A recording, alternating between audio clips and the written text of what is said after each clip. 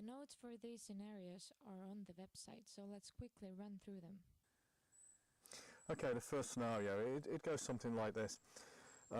Britain gets a sensible trade deal. Britain and the European trading partners have the deal they want, relatively friction-free trade, and in exchange Britain does become involved in the developing European security and defence structures to an extent.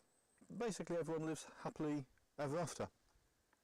But there's a problem with this. When people discuss this scenario, they are talking about it as if Brexit happened in an otherwise unchanging world. Because maybe the political elites around Europe were somewhat surprised by Brexit, I don't think they really understood the causes and what the phenomenon is all about, and they imagine that those factors that were at play in Britain were only at play in Britain, and of course they're not. What we're seeing, of course, in Poland and in Hungary, Greece, of course, there is an assumption that the European Union is otherwise stable, which maybe it's not. And of course there is this other problem which we've outlined. No one really believes that European Common Security and Defence Policy actually provides any security or defence. What they're talking about are more structures, as British soldiers would say, more Ruperts with red cap bands poncing around Brussels. If you have a hard security need, you don't need more analysts, more structures in Brussels. You're not really even helped by more common procurement policies. You don't need more Europe, you need more bayonets. What we need to imagine is that talks between London and Brussels have all but broken down. The people who care more about the European Union as a new empire rather than the welfare of people and of prosperity have got their way and are trying to punish Britain. They're imposing trade barriers, a continental system where Britain is very much outside of the customs union, not just WTO tariffs, but every obstacle that they can think of, with the motivation of hurting Britain, of punishing Britain for Brexit, because they know that unless they punish Britain, other people will think about leaving. They cannot afford to have a successful Britain outside the European Union. This is where everyone starts to get a bit worried. After the first few days of celebration at hearing what you Brits did, this is how we started to worry. Yes, we were looking forward to the day when Estonia can leave, join a bunch of free northern nations. But in the meanwhile, does everything start to go wrong? Which is an example to other people. Okay, the scenarios that we have to discuss here are, first of all, if those trade barriers simply don't really work, that Britain just flourishes anyway.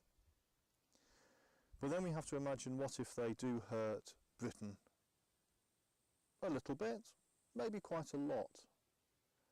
But what if they hurt the European Union as well? Because these sanction wars always do. The sanctions against Russia are hurting the European Union just as much as they're hurting Russia. And any trade war against Britain would hurt the European Union just as much, maybe in some very sensitive areas. So this is what I want to look at now with a couple of scenarios, and yes, this is the meaty bit. Well, let's first of all imagine that, as the first scenario, that Britain does remain involved in defence structures. This will not be able to last because Britain will be paying for and involved in the defence of a power, the European Union, which is aggressively hostile to Britain and actively trying to damage British interests. This could not be sustained. No one can win an election on that basis. So, let's take it to its logical next step then. That these trade sanctions, they're hurting a little bit, but that's not the point. Britain remains committed to the defence of her traditional friends, Estonia, Poland, Hungary, but through NATO, and only through NATO. This seems okay from the British point of view, but all we're looking at here is that countries within the European Union who joined the European Union mainly out of a defence consideration. So 13 or 14 years ago, when there was that round of referendums across Central Europe, people knew that there were economic problems with the European Union. They knew there'd be all kinds of problems. They didn't imagine there'd be the problems that there are today. I don't think anyone envisaged the problems that Viktor Orban is experiencing at the hands of the European Union. But nevertheless, they knew there would be problems. But none of these mattered very much because everything was outweighed by the Russia thing. You joined the European Union because it was better than the Soviet Union. And the soft power of the European Union would very much enhance the safety against any potential Russian aggression. Of course, these was in the years before Vladimir Putin. I can see the strains developing. The EU depends on fear of Russia for its authority here. They deliberately conflate and confuse NATO and EU. Popular antagonism against Russia is encouraged, and what is happening in Ukraine is used to keep people feeling dependent on the EU. I can see if people here are getting defense from outside the EU. What is the EU for? At the same time, the European Union is trying to impose a continental system of trade barriers, trying to interrupt and disrupt trade between Estonian, Polish businesses and British businesses. This is very unpopular. So immediately we're putting a strain on the European Union, which is a very difficult one to deal with. There's already centrifugal forces at work. No, we're seeing the popularity of the European Union in Poland and Hungary at rock bottom levels. Okay. Let us take this a little bit of a step further. Britain did not accept the deal, European trade for European defence. Countries like ours rely on NATO for hard security, and everything would seem to be business as usual. The same number of British soldiers and Danish jets defend us. But it means that our defence is in the hands of Brexit Britain. It is to Europe outside the EU that we owe our thanks and alliance, not Brussels. At the same time, we are not all happy with the effective system of trade sanctions against Britain, since they damage our business as well. Because these European Union sanctions are starting to bite. We've either got to close down some hospitals, or we're going to cut out defending the people who are causing our problems. Okay, so the British soldiers in places like Estonia are taken home, probably put on the dole. Who's going to provide that defence? Yeah. There has been times when the Germans have provided defence. Is that the right way of putting it? But how did that turn out? Let's take it a step further.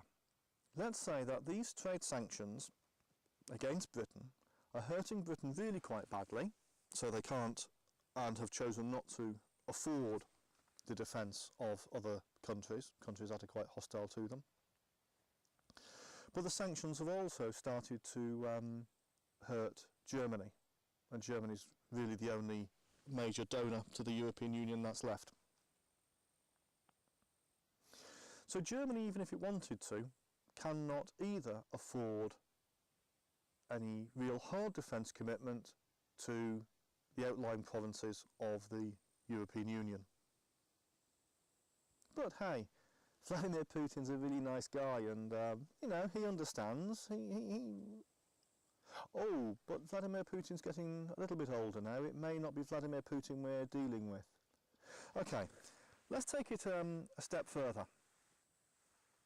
The European Union's economy is not only damaged by the trade war with Britain, and we should remember that these trade wars with Britain don't usually work. The example that people look at is Napoleon's continental system. It was the maintenance of the continental system that caused him to have wars against Spain and Portugal, and also the war against Russia which really in 1812 brought him down. Britain, in a position where the European Union is being hostile, is in any case likely to become a little bit more reasonable in its relationships with Russia. But let's go to this scenario where the European Union's sanctions are really hurting Britain, Then the strength of the friendship between Britain and Russia is likely to get that little bit warmer. These scenarios are getting scarier. We worry about this one when we hear Guy Verhofstadt and Juncker. I mean, if they got their way, if no one sensible puts them away somewhere, they want this kind of thing. They want to punish Brexit Britain. For Juncker, it is them or us. Imagine a scenario where things have got really bad, where the European Union's getting more and more desperate, becoming more and more hostile to Britain. That friendship with Russia could get very warm indeed. People in defence circles don't want to talk about this scenario because it seems too horrific, too outrageous, too outlandish. But at the back of our minds we must always consider this is what always happens.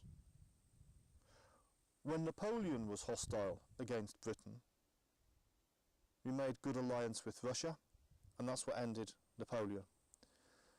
In the First World War, Britain made alliance with the Tsar against Germany. In the Second World War, we were prepared to do a deal with the devil in order to preserve our own independence, with the consequences that we know. Okay, let's take it a step even further. The sanctions against Britain, the trade war, is hurting the European Union so much, and that the German economy is in decline. They cannot afford what's going on in Greece. They can't afford more problems that are happening in Italy and Spain. In fact, the European Union is getting desperately short of money. Desperately short. What does a chain of shops do when it's in trouble? It considers selling off some of its less profitable branches. I'm not saying that the European Union would just sell in that way that medieval princes used to just sell provinces. I'm not saying it would necessarily just sell Estonia and Poland to Russia. But there could well be that there's a day when the European Union is so desperately short of money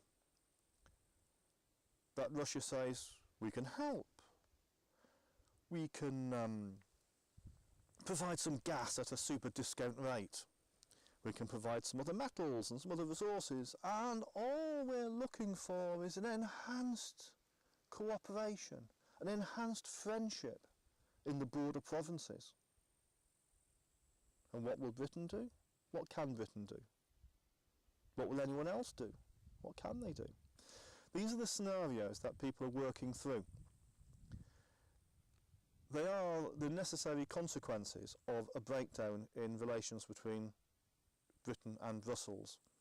They are the necessary consequences of Britain not being involved in European common security and defence policies. That's why people are desperately keen on keeping Britain involved in those. They want, in exchange, to do something that they want to do anyway, which is to ensure that there is a friction-free trade agreement. If there is not such agreement, then necessarily there is very real strife within the European Union. Guy Verhofstadt may not care about this, but real people do. And that is the strength of the British hand, and we're throwing it away.